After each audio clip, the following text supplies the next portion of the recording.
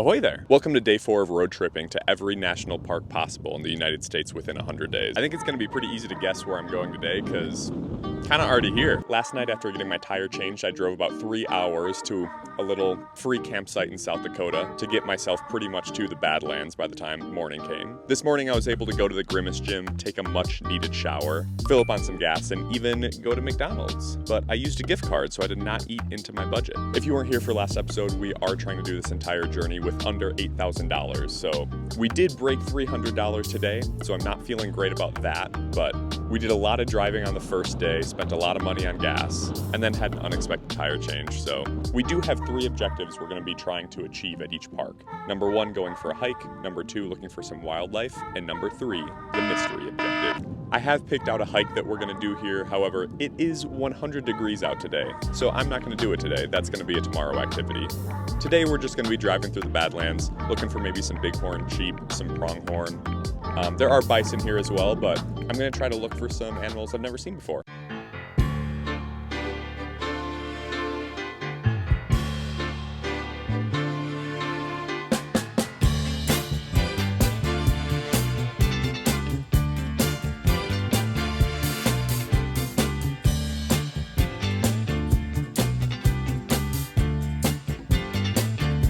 Good morning! Welcome to day 5. I was not really able to record or do much yesterday given the blazing heat. As I was just taking the scenic drive through the Badlands yesterday, I was able to complete objective number 2. I found some bighorn sheep type situation. I don't know, it was too far away. My phone can't even tell what it is. But it was one of the things on the list I'm pretty sure that I wanted to see, so it's pretty cool. I did find an incredible free campsite yesterday. Literally like a 5-minute drive from the north entrance of the Badlands. On one side there was this perfect view of the terrain, and on the other there was this massive cow farm. Literally pitched my tent in the cow farm and they were like all up right next to my tent. But today we have 2 more objectives to complete. We have to go for a hike and the mystery objective. It is about 8 in the morning right now, which means the visitor centers are just about to open up. I'm gonna go refill all my water bottles, and then we're gonna hike as early as possible before the sun gets so unbearable that I pass away if I try to hike. And then to wrap it all up at the very end, I do have one extra surprise waiting for y'all, so stay tuned.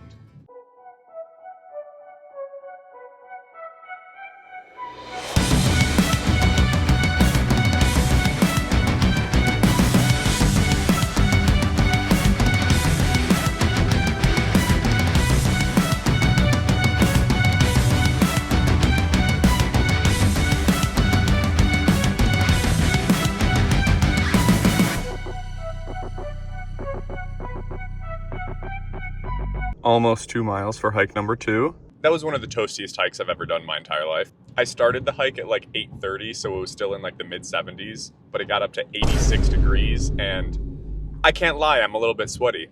But now the first 2 objectives are complete for Badlands National Park. So we are on our way right now to complete the mystery objective, and then after that, there's one more surprise. Let's go.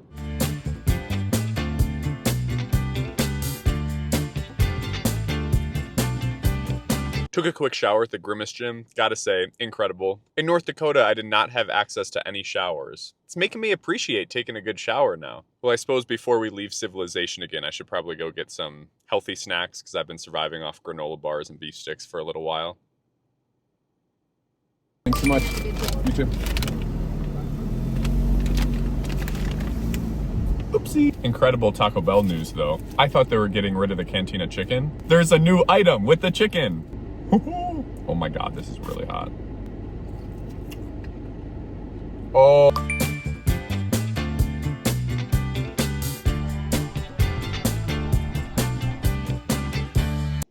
It's Mount Rushmore. That's the mystery objective. I know people say that Mount Rushmore is overrated and like that's what it's known for, but that was a waste of $10 for parking. If you're ever coming here and you've never been before. I did see a little place on the side of the highway that you could pull over and just get your pictures there.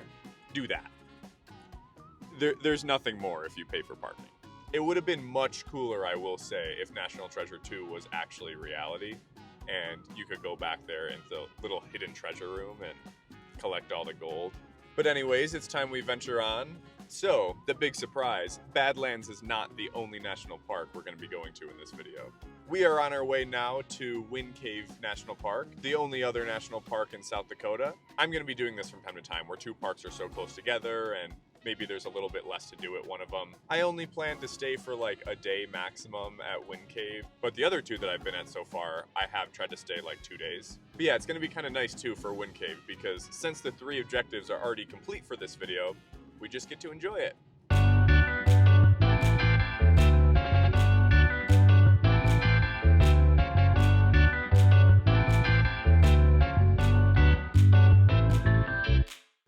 Well, even showing up super late to Wind Cave National Park proved to be a success. We were able to get in the last cave tour. It was pretty interesting. The ranger Paisley, who was leading it, did a fantastic job. Shout out to her. I am very far from being a geologist, so I really did not understand anything, but it was very informative. Sadly, with Wind Cave, there's not really much hiking to do on top. It's pretty much just open field, a few rolling hills and everything, but nothing much to do there besides go on cave tours, so that is another park checked off. So let's check in where we're at. We are 5 days into the challenge and we have completed 3 parks, which means we are on schedule to complete all 46 before the 100 days is up. Budget, we are slacking on a bit. We are at $430.03 spent so far. Now, we are a day ahead of schedule right now. So if it were day 6 right now and we were to spend just another day just hanging out at Wind Cave, we would not have to spend that much in gas and we would likely be within our budget. So I'm feeling good about the future. However, right now we are still over budget. But before we move on to the next park, let's rank them. Starting off with Badlands, this one's definitely going in A tier. It's a classic. I've been there before. It's fun every single time. There's hikes to do. There's breathtaking scenery you're not going to see anywhere else in the world. The views are immaculate. And that campsite just outside of it with the field of cows and the view of the Badlands, even though I'm not having to pay for a national park campsite, that was pretty awesome. And Wind Cave National Park.